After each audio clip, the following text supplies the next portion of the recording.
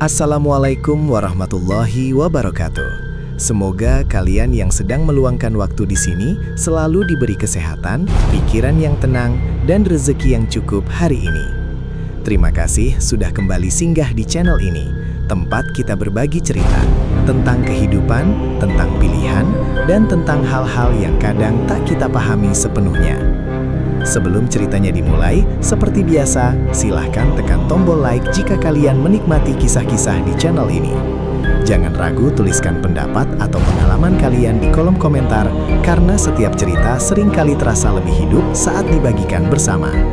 Dan jika belum, silahkan subscribe agar tidak tertinggal cerita berikutnya. Cerita yang akan kita dengar kali ini bukan tentang hantu yang tiba-tiba muncul, bukan pula tentang teror yang langsung menerkam. Ini adalah kisah yang pelan, dekat dengan kehidupan sehari-hari, tentang usaha kecil, tentang kebutuhan hidup, dan tentang pilihan-pilihan yang awalnya terlihat wajar. Di sini, tidak ada tokoh yang sepenuhnya jahat, juga tidak ada yang benar-benar suci. Hanya manusia biasa dengan beban dan harapan masing-masing. Cerita ini akan dibagi menjadi 9 bab, dan seperti hidup itu sendiri, semuanya berawal dari hal-hal sederhana sebelum perlahan berubah menjadi sesuatu yang sulit untuk dihentikan. Warung itu berdiri di sudut gang, tepat sebelum jalan berubah menjadi tanah dan menyempit ke arah sungai. Tidak besar, hanya bangunan tembok setengah permanen dengan etalase kaca yang sudah buram dimakan usia. Cat hijau mudanya mengelupas di beberapa bagian, memperlihatkan lapisan warna lama yang entah sejak kapan tidak pernah diperbaharui.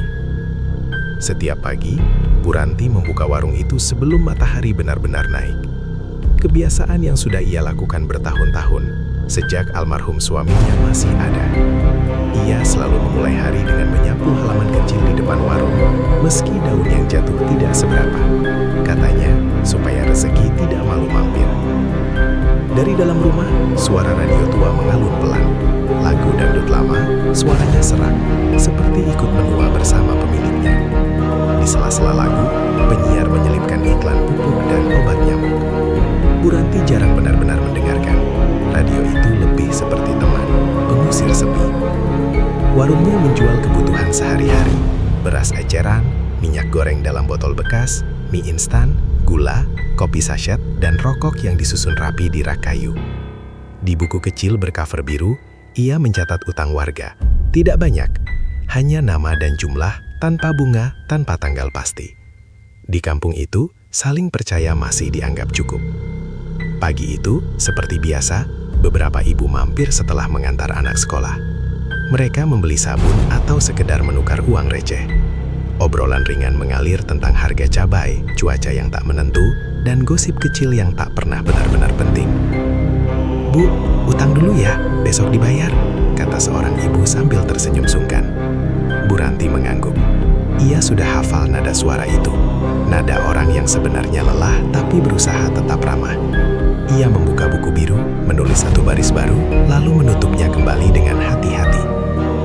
Menjelang siang, warung mulai sepi. Matahari menggantung tinggi, panasnya membuat jalanan kampung seperti menguap. Bu Ranti duduk di bangku plastik menghitung uang hasil jualan. Tidak banyak, beberapa lembar lusuh dan koin yang suaranya berdenting kecil saat dituang ke kaleng. Sejak minimarket berdiri di jalan besar, pengunjung warungnya berkurang. Orang-orang bilang lebih lengkap, lebih dingin, dan sering ada promo. Bu Ranti paham, ia tak pernah menyalahkan siapapun. Hanya saja, biaya sekolah anaknya tetap berjalan, listrik dan air tetap harus dibayar, dan beras di dapur tetap perlu diisi. Sore hari, suara azan dari mushola ujung gang terdengar lirih. Anginnya membawa aroma tanah dan air sungai. Bu Ranti menutup warung sebentar, sholat di ruang tengah rumahnya yang sederhana. Di dinding, foto suaminya tergantung. Senyumnya masih sama seperti dulu. Malam turun pelan-pelan di kampung itu. Lampu-lampu rumah menyala satu persatu. Warung kembali dibuka, meski tidak seramai pagi. Anak-anak membeli jajanan, bapak-bapak membeli rokok. Beberapa hanya berdiri sebentar, mengobrol, lalu pergi. Sekitar pukul 9, seorang pria datang. Bukan orang asing, tapi juga bukan warga yang sering mampir. Pakdiran, orang menyebutnya begitu. Pakaiannya rapi, sandal kulitnya bersih. Ia tersenyum sopan, suaranya tenang. "Masih buka, Bu?" tanyanya. "Masih, Pak. Silakan," jawab Bu Ranti. Pak Diran membeli kopi dan rokok. Ia membayar pas, lalu berdiri sejenak, melihat-lihat isi warung. Tidak ada kesan tergesa, seolah ia hanya ingin memastikan sesuatu. "Warungnya sepi sekarang," katanya ringan, seperti komentar biasa. Bu Ranti tersenyum kecil. "Ya begini, Pak, namanya juga usaha kecil." Pak Diran mengangguk pelan. "Kalau suatu saat butuh bantuan modal, bilang saja. Banyak jalan kalau mau berusaha." Ucapannya terdengar wajar. Tidak ada tekanan, tidak ada nada memaksa. Setelah itu ia pamit, berjalan keluar gang, tubuhnya perlahan menghilang dalam gelap. Malam semakin larut. Bu Ranti menutup warung, mengunci laci tempat buku biru disimpan. Entah mengapa, sebelum tidur, ia kembali membuka laci itu, memastikan buku masih ada di tempatnya. Ia menutupnya lagi, berbaring, mendengarkan suara jangkrik dan air sungai. Di kepalanya, ucapan Pak Diran terulang, pelan, hampir seperti bisikan. Banyak jalan kalau mau berusaha. Bu Ranti menarik selimut, mencoba memejamkan mata. Ia belum tahu, kalimat sederhana itu akan menjadi awal dari perubahan yang tak pernah ia bayangkan. Hari-hari setelah kedatangan Pak Diran berjalan seperti biasa. Tidak ada perubahan yang mencolok, tidak ada kejadian aneh yang membuat Bu Ranti terbangun tengah malam. Warung tetap dibuka pagi-pagi, radio tua tetap menyala, dan buku biru masih disimpan rapi di laci kayu. Namun Bu Ranti mulai menyadari satu hal kecil. Uang di laci terasa lebih cepat habis dari biasanya. Bukan karena ia boros, ia hafal betul setiap rupiah yang keluar. Tapi setiap kali dihitung, selalu ada rasa kurang yang tak bisa dijelaskan. Seperti air yang meresap ke tanah tanpa meninggalkan bekas. Suatu pagi, anak bungsunya pulang sekolah dengan selembar kertas pemberitahuan. Ada iuran tambahan untuk kegiatan sekolah. Tidak besar, tapi cukup membuat Bu Ranti terdiam lama di depan etalase warung. "Bayarnya minggu depan, Bu," kata anaknya pelan, seolah tahu kondisi ibunya. Bu Ranti mengangguk sambil tersenyum meski dadanya terasa sedikit sesak. Siang itu, saat matahari tepat di atas kepala, Pak Diran kembali datang. Kali ini tanpa membeli apapun. Ia hanya berdiri di depan warung, berteduh. "Panas sekali ya sekarang," katanya. "Iya, Pak," jawab Bu Ranti sambil mengipas dengan kertas bekas nota. Pak Diran menoleh ke dalam warung, matanya sempat berhenti di laci kayu, tempat buku biru disimpan. Tidak lama, tapi cukup membuat Bu Ranti merasa tidak nyaman, entah mengapa. "Saya dengar anak ibu masih sekolah semua," ujar Pak Diran. Nadanya seperti obrolan biasa. "Iya, Pak, masih butuh banyak," jawab Bu Ranti jujur. Pak Diran mengangguk pelan. "Kalau mau, saya bisa bantu. Tidak ribet, tidak pakai banyak syarat." Bu Ranti terdiam. Ia tidak langsung menolak, tapi juga tidak mengiyakan. Dalam kepalanya, muncul berbagai suara. Suara almarhum suaminya yang selalu bilang untuk berhati-hati dengan utang. Suara ibu-ibu kampung yang sering bergosip tentang orang-orang yang terlalu mudah meminjam uang.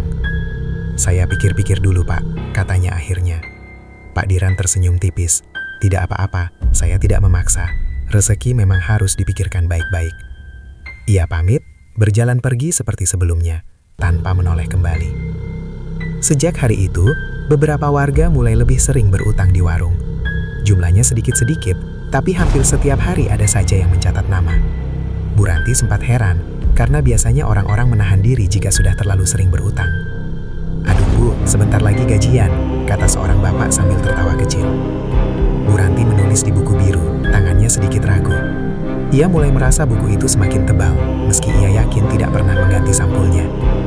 Malam hari, setelah warung tutup, Bu Ranti menghitung uang sambil ditemani suara televisi dari rumah tetangga. Tiba-tiba, ia teringat ucapan Pak Diran, tentang bantuan, tentang jalan keluar. Ia menghela napas panjang. Keesokan paginya, Pak Diran datang lagi, kali ini membawa amplop coklat. Ia meletakkannya di atas etalase tanpa membuka. "Ini bukan pinjaman yang memberatkan," katanya pelan. "Anggap saja titipan usaha, nanti dikembalikan pelan-pelan." Bu Ranti menatap amplop itu lama sekali, tangannya berkeringat. Ia membayangkan seragam sekolah anaknya, beras di dapur, dan warung yang bisa diisi stok lebih banyak.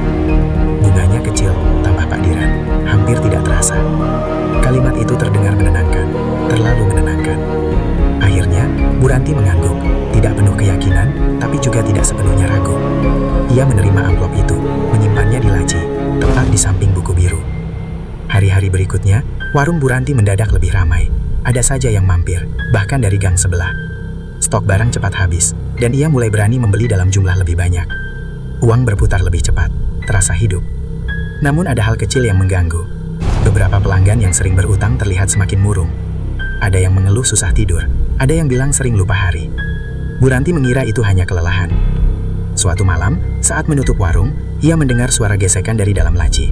Pelan, seperti kertas dibuka. Ia membukanya, hanya menemukan buku biru tergeletak rapi. Tidak ada yang berubah, tapi perasaannya tidak sama. Di luar, suara azan Isya menggema, terdengar sedikit terlambat dari biasanya. Bu Ranti menutup laci itu lebih pelan dari biasanya, lalu mematikan lampu warung. Ia belum tahu, sejak amplop coklat itu masuk ke dalam laci, sesuatu yang tak terlihat mulai ikut tinggal di rumahnya. Bu Ranti mulai terbiasa dengan ritme baru warungnya. Pagi terasa lebih sibuk, siang tidak lagi terlalu sepi, dan malam selalu menyisakan suara obrolan kecil di depan etalase. Rak-rak kayu kini jarang kosong. Karung beras kecil tersusun rapi di sudut, botol minyak berjajar seperti tentara kecil yang siap dipanggil kapan saja. Uang memang bergerak lebih cepat, itu fakta yang tidak bisa ia bantah. Namun bersamaan dengan itu, buku biru juga semakin sering terbuka. Awalnya Bu Ranti tidak terlalu memikirkan. Setiap kali ada warga yang berutang, ia membuka buku, menulis nama, jumlah, lalu menutupnya kembali. Tapi suatu pagi, saat hendak mencatat, ia mendapati satu baris tulisan yang tidak ia kenal. Nama itu bukan nama orang asing, melainkan tetangga dekat. Tulisannya rapi, berbeda dengan tulisan tangannya yang sedikit miring.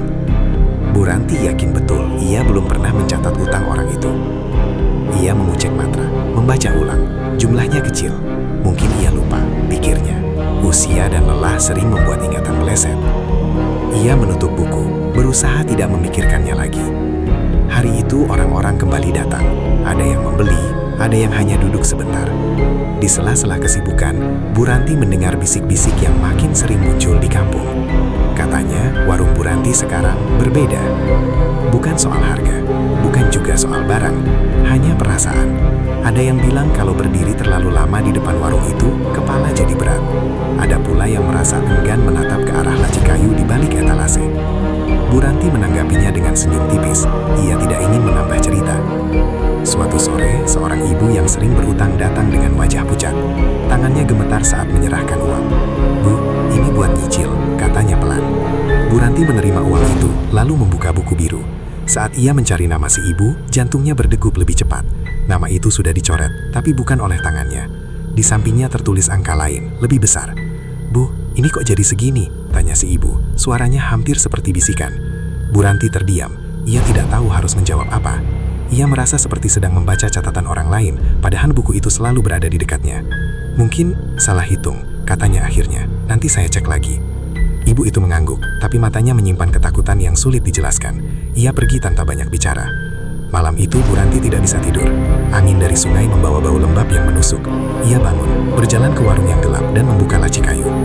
Buku biru itu terasa lebih berat dari biasanya. Ia membukanya perlahan. Di bawah lampu temaram, halaman-halaman terlihat penuh. Banyak nama yang ia kenal. Beberapa sudah dicoret, beberapa diberi tanda kecil di pinggirnya, seperti bekas kuku. Saat ia menutup buku, terdengar suara hela napas, sangat dekat, seolah seseorang berdiri tepat di belakangnya. Bu Ranti membeku, tidak ada siapapun saat ia menoleh. Ia membaca doa pendek, menutup laci, dan kembali ke kamar. Keesokan harinya, Pak Diran datang lagi. Seperti biasa, rapi dan tenang. "Usahanya kelihatan maju, Bu," katanya sambil tersenyum.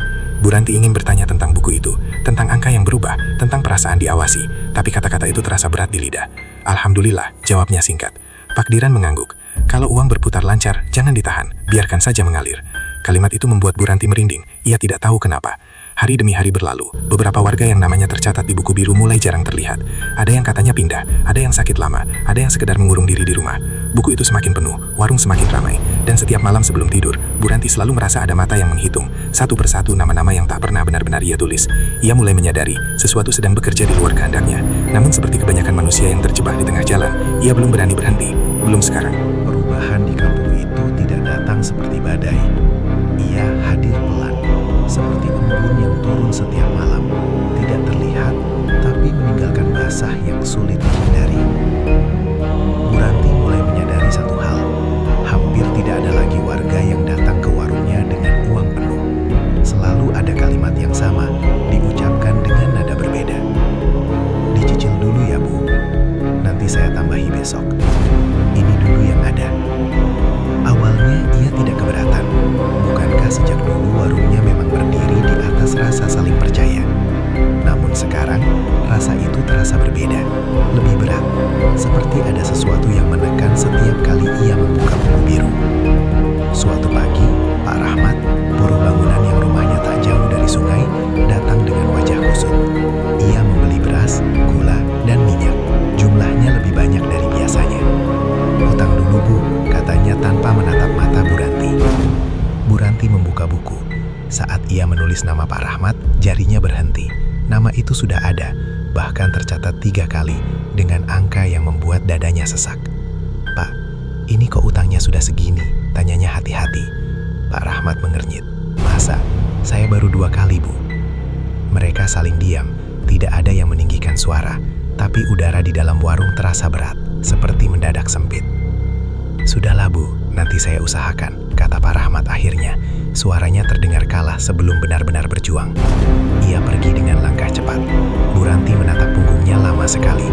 Perasaan bersalah merayap pelan, tapi ia tidak tahu harus kepada siapa. Siang hari, warung tetap ramai, tapi suasananya tidak lagi hangat. Orang-orang berbicara lebih pelan, jarang tertawa. Beberapa bahkan hanya menyebutkan barang, lalu menunduk saat Bu Ranti membuka buku. Seolah buku itu bukan lagi catatan, melainkan pengingat. Sore menjelang maghrib, Bu Ranti melihat Pak Rahmat duduk di tepi sungai. Tubuhnya membungkuk, tatapannya kosong. Ia ingin menegur, tapi langkahnya tertahan. Ada rasa takut yang aneh, takut jika kehadirannya justru menambah beban. Malam itu, hujan turun rintik-rintik. Warung tetap dibuka, meski hanya 1-2 orang yang datang. Lampu bohlam bergoyang pelan tertiup angin. Saat hendak menutup warung, Bu Ranti kembali membuka laci. Ingin memastikan jumlah uang, ingin menghitung dengan tenang. Tapi begitu buku biru terbuka, matanya tertumbuk pada halaman terakhir. Ada garis-garis tipis seperti bekas tekanan, tidak membentuk huruf, tapi jelas bukan noda biasa. Seperti seseorang pernah menulis dengan sangat kuat, lalu menghapusnya. Bu Ranti menelan ludah, ia menutup buku itu cepat-cepat. Malam semakin larut. Di rumah, anak-anak sudah tidur. Bu Ranti duduk sendiri di ruang tengah, mencoba membaca Al-Quran. Tapi matanya terus kembali ke satu ayat yang sama, seolah maknanya menguap sebelum sempat ia pahami. Dari arah warung, terdengar suara kayu berderit, pelan, teratur, seperti laci yang dibuka setengah, lalu ditutup kembali. Bu Ranti bangkit, langkahnya ragu-ragu. Saat ia membuka pintu warung, semua tampak normal. Laci tertutup, lampu mati. Namun di dalam dadanya ada perasaan yang tidak mau pergi. Keesokan harinya, kabar menyebar cepat. Pak Rahmat tidak masuk kerja, katanya sakit. Beberapa hari kemudian, terdengar kabar ia menjual motornya untuk membayar utang, bukan hanya ke warung Bu Ranti, tapi juga ke tempat lain. Orang-orang mulai membicarakan bunga, angka yang membesar, utang yang tak pernah terasa berkurang. Nama Bu Ranti ikut disebut, meski tidak langsung. Ia mendengar bisik-bisik itu saat membeli sayur di pasar. Ia melihat tatapan yang berubah, bukan marah, tapi takut. Sore itu, Pak Diran datang lagi, seperti biasa, rapi dan tenang. Kadang orang tidak suka kalau diingatkan soal kewajiban, katanya sambil menyeruput kopi, padahal utang ia tetap utang. Bu Ranti menatapnya, ada pertanyaan yang berdesakan di kepalanya, tapi yang keluar hanya satu. "Pak, kalau utang itu terus bertambah tanpa kita sadari, itu wajar?" Pak Diran tersenyum tipis.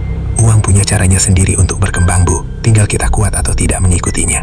Kalimat itu terasa dingin. Malamnya Bu Ranti duduk lama di depan buku biru. Ia menyadari sesuatu yang membuat tangannya gemetar. Setiap nama yang utangnya membesar, hidupnya terlihat semakin mengecil. Ia menutup buku itu perlahan.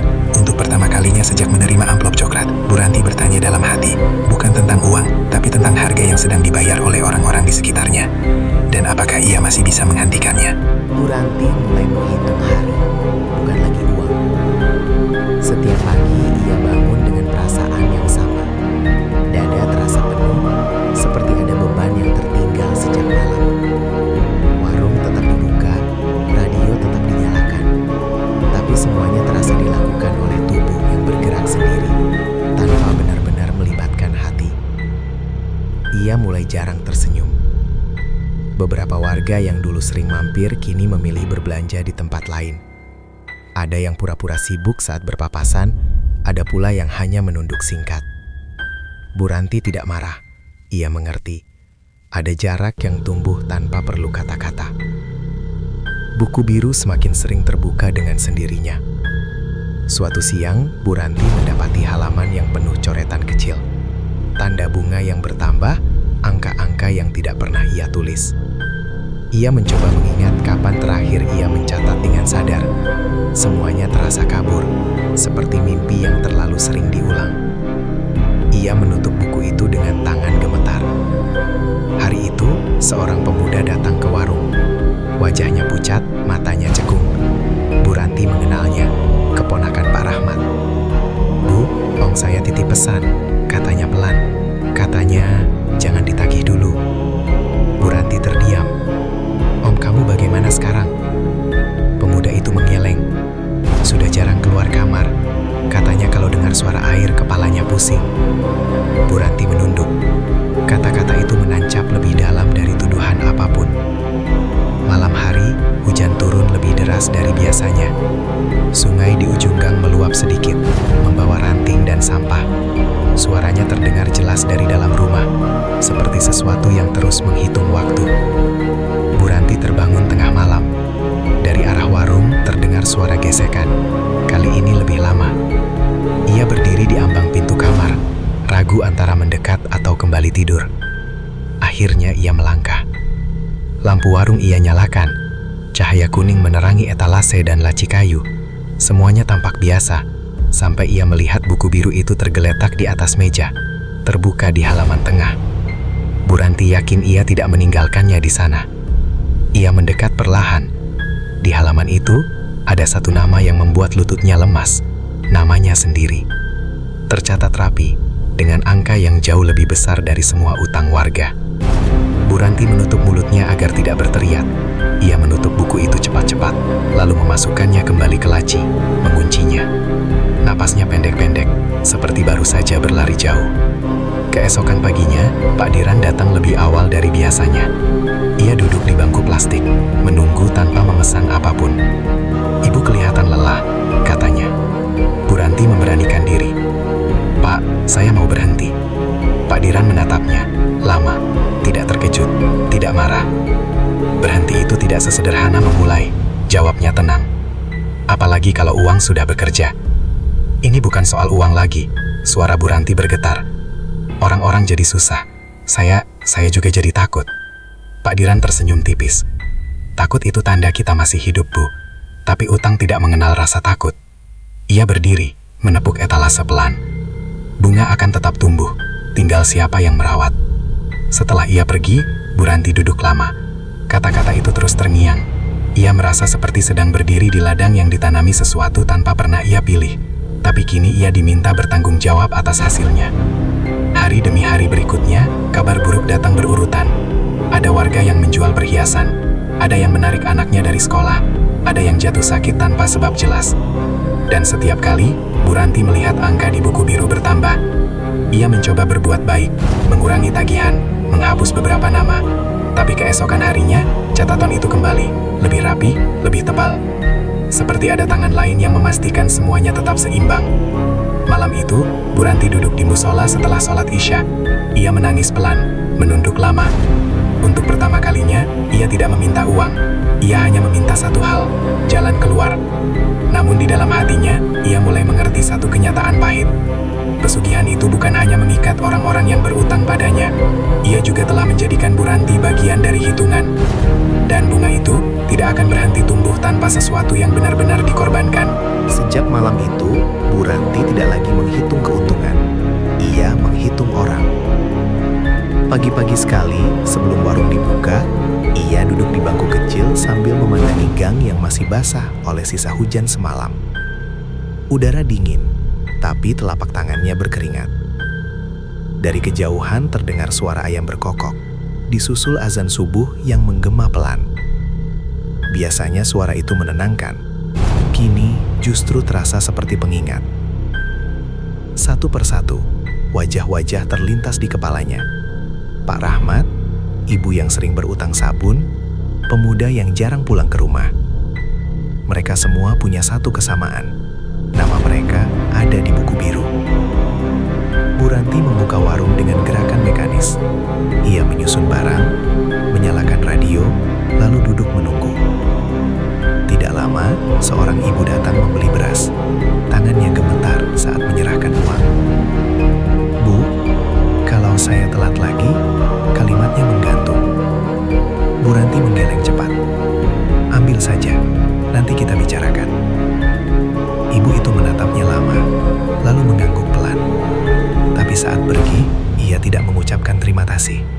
Hanya menghela napas, seperti seseorang yang baru lolos dari sesuatu, untuk sementara. Menjelang siang, Bu Ranti membuka buku biru. Ia berniat mencoret beberapa nama, sungguh-sungguh kali ini. Tangannya sudah siap dengan pulpen. Namun saat halaman terbuka, ia mendapati sesuatu yang membuat napasnya tertahan.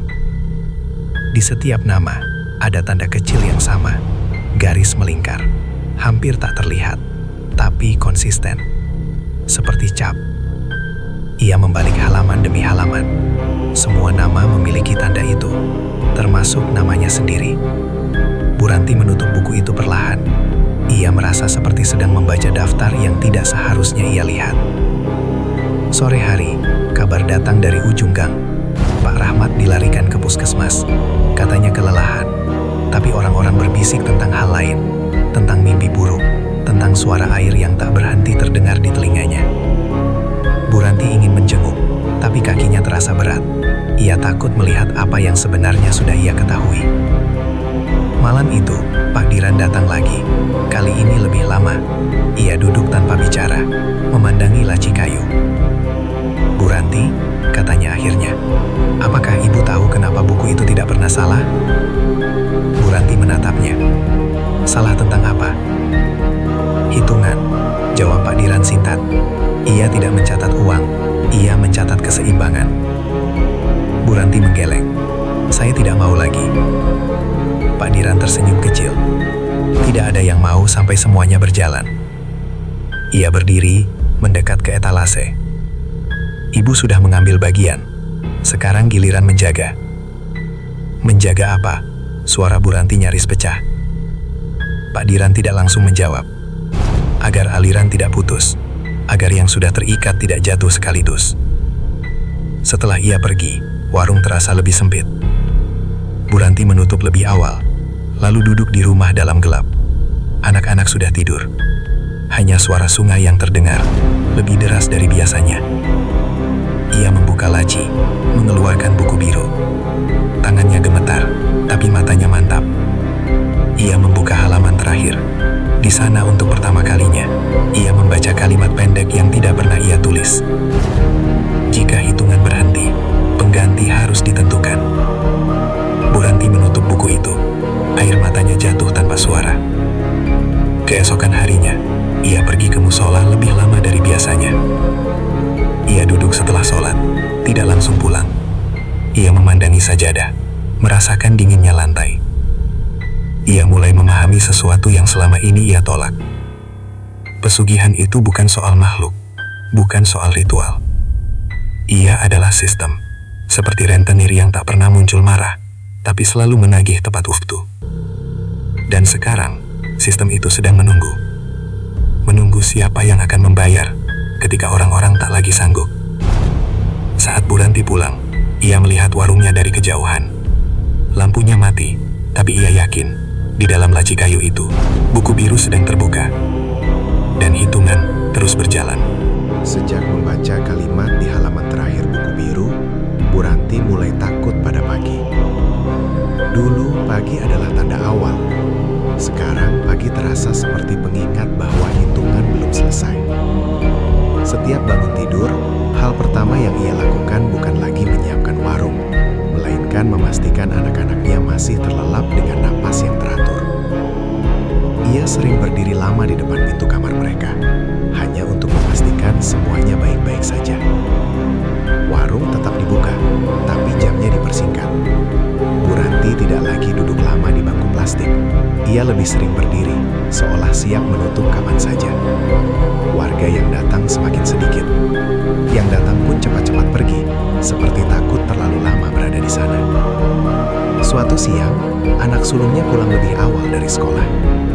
"Bu, kepalaku pusing," katanya sambil memijat pelipis. Bu Ranti langsung panik. Ia menyentuh dahi anaknya. Tidak panas, wajahnya normal, tapi matanya terlihat lelah, seperti kurang tidur berhari-hari. "Kamu mimpi apa?" tanya Bu Ranti pelan. Anaknya menggeleng. "Cuma, kayak ada yang nyebut namaku." Bu Ranti membeku. Malam itu, ia membuka buku biru lagi.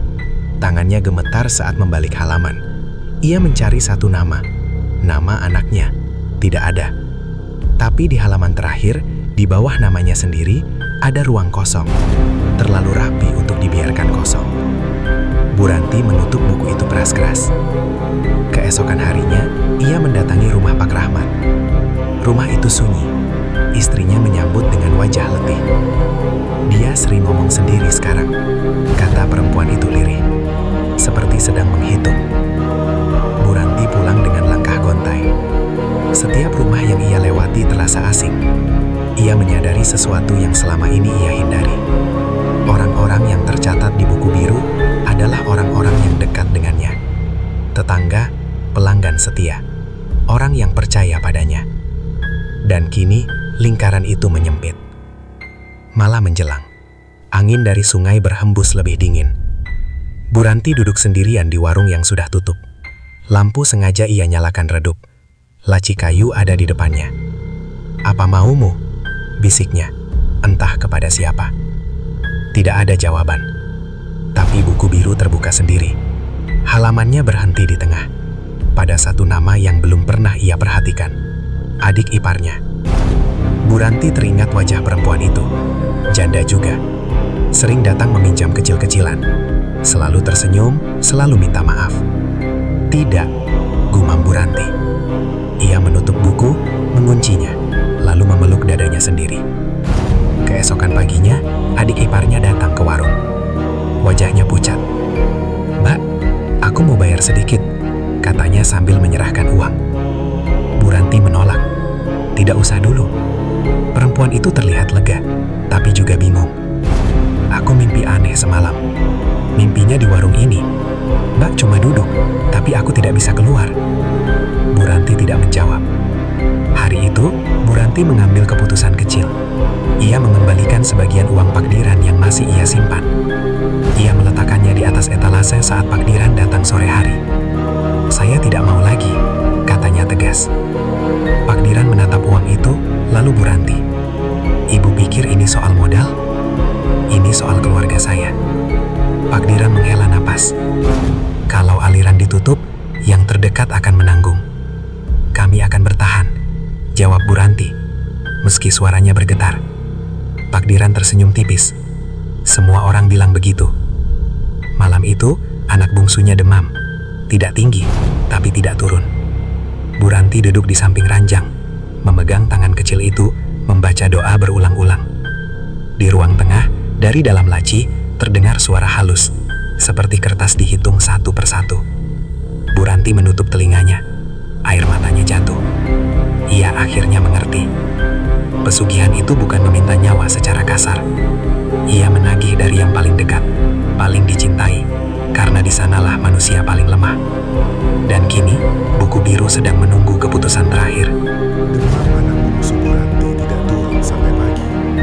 Bukan panas yang tinggi, tapi tubuhnya lemah, seperti kehilangan tenaga. Ia tidak rewel, tidak menangis, hanya tidur dengan napas pendek-pendek. Bu Ranti duduk di sampingnya sejak subuh, tidak berani beranjak jauh. Setiap kali anak itu bergerak, jantungnya ikut berdegup keras. Warung hari itu tidak dibuka. Radio tetap mati. Laci kayu tetap terkunci. Tapi Bu Ranti tahu, kunci tidak berarti apa-apa bagi buku biru. Menjelang siang, anaknya membuka mata. menatap ibunya lama, lalu bertanya dengan suara sangat pelan. "Bu, kalau aku punya utang, dibayar pakai apa?" Pertanyaan itu membuat Bu Ranti gemetar. "Tidak ada utang," jawabnya cepat. "Kamu tidak punya utang apa-apa." Anak itu mengangguk, lalu tertidur lagi. Kalimat sederhana itu terasa seperti pukulan. Bu Ranti sadar, sesuatu sedang mencoba masuk ke dalam lingkaran yang paling ia lindungi. Bukan dengan teror, tapi dengan bahasa yang sangat manusiawi. Sore hari, ia memberanikan diri membuka laci. Buku biru terbuka di halaman terakhir. Tulisan di sana berubah. Kalimat sebelumnya masih ada, tapi di bawahnya kini tertulis satu baris baru, lebih kecil. "Pengganti tidak harus mati, cukup diambil perannya." Bu Ranti membaca berulang-ulang. Perannya. Ia teringat hidupnya sebelum warung itu ramai. Hidup yang sederhana, berat, tapi jujur. Ia teringat caranya menolong orang tanpa mencatat. Teringat wajah suaminya yang selalu bilang, "Kalau kita bantu orang, jangan hitung kembaliannya." Air mata jatuh ke halaman buku, membasahi tulisan. Tapi tinta itu tidak luntur. Malam turun dengan sunyi yang aneh. Tidak ada suara jangkrik. Sungai mengalir tanpa gemerikik. Kampung terasa menahan napas. Pak Diran datang malam itu, lebih lambat dari biasanya. Ia tidak tersenyum. "Ibu sudah membaca," katanya pelan. Bu Ranti mengangguk. "Peran saya apa, Pak?" Pak Diran memandangnya lama. Penjaga hitungan, pengingat utang, orang yang memastikan keseimbangan berjalan. "Seperti saya sekarang?" "Lebih dari itu," jawabnya tenang. "Tanpa warung, tanpa keluarga yang dekat, tanpa pilihan untuk menolak." Bu Ranti tertawa kecil, getir. "Jadi, saya harus jadi seperti Bapak?" Pak Diran tidak membantah. "Kalau saya menolak?" tanya Bu Ranti. Pak Diran menunduk sebentar. "Hitungan akan mencari sendiri, biasanya lewat yang paling lemah." Bu Ranti memejamkan mata. Ia melihat wajah anak-anaknya. Ia tahu, buku itu tidak mengancam. Ia hanya menjelaskan cara kerja. Malam itu, ia mengumpulkan uang yang tersisa. Ia membaginya ke dalam amplop kecil. Satu untuk adik iparnya, satu untuk istri Pak Rahmat, satu untuk musola. Tidak besar, tapi cukup untuk bertahan sebentar. Ia menulis catatan singkat. Bukan pengakuan, bukan penjelasan, hanya permintaan maaf. Menjelang subuh, ia duduk di depan warung. Udara dingin menyentuh kulit. Ia membuka laci, mengeluarkan buku biru, dan meletakkannya di atas etalase. "Aku yang jaga," bisiknya. Angin berhembus pelan. Halaman buku bergerak sendiri, berhenti di halaman kosong terakhir. Nama Bu Ranti tertulis lebih tebal dari sebelumnya. Angka di sampingnya mengecil, perlahan sampai 0. Pada saat yang sama, di dalam rumah, demam anaknya turun. Azan subuh berkumandang. Suaranya terasa jauh, tapi jelas. Bu Ranti tersenyum tipis. Untuk pertama kalinya sejak lama, dadanya terasa ringan. Tapi ia tahu, itu bukan kelegaan, itu penerimaan. Karena mulai hari itu, hidupnya bukan lagi miliknya sendiri. Ia telah membayar agar yang lain bisa pulang. Tidak ada yang berubah secara mencolok di kampung itu setelah malam Bu Ranti duduk di depan warung hingga subuh. Matahari tetap terbit dari balik pepohonan.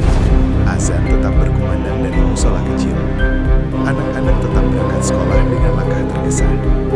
Dari luar, hidup berjalan seperti biasa. Hanya warung Bu Ranti yang tidak pernah dibuka lagi.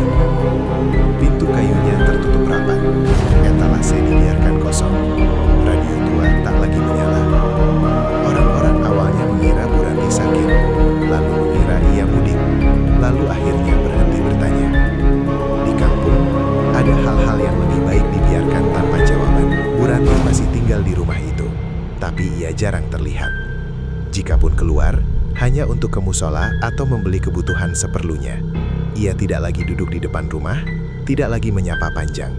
Senyumnya tetap ada, tapi seperti bayangan dari senyum yang dulu. Orang-orang yang pernah berutang perlahan membaik. Pak Rahmat pulih meski tubuhnya lebih kurus. Ia kembali bekerja, tidak sekuat dulu tapi cukup. Adik iparnya Bu Ranti bisa bernafas lebih lega. Beberapa warga yang hampir menjual rumah akhirnya bertahan.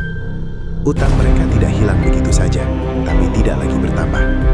Buku biru tidak pernah terlihat lagi. Tidak ada yang tahu kemana Bu Ranti menyimpannya. Tidak ada yang berani bertanya. Beberapa orang mengaku melihat lampu rumah Bu Ranti menyala sampai larut, dan bayangan seorang perempuan duduk diam di ruang depan, seperti sedang menjaga sesuatu yang tidak boleh ditinggalkan. Anak-anak Bu Ranti tumbuh seperti anak-anak lain, sehat, sekolah berjalan. Mereka jarang bercerita tentang ibunya, tapi selalu patuh jika diminta pulang lebih awal atau tidak bermain terlalu jauh. Mereka tahu ada sesuatu di rumah itu yang harus dihormati dengan diam. Pak Diran tidak pernah datang lagi. Namun suatu sore, bertahun kemudian, seorang perempuan lain membuka usaha kecil di kampung sebelah. Warungnya rapi, modalnya cukup besar.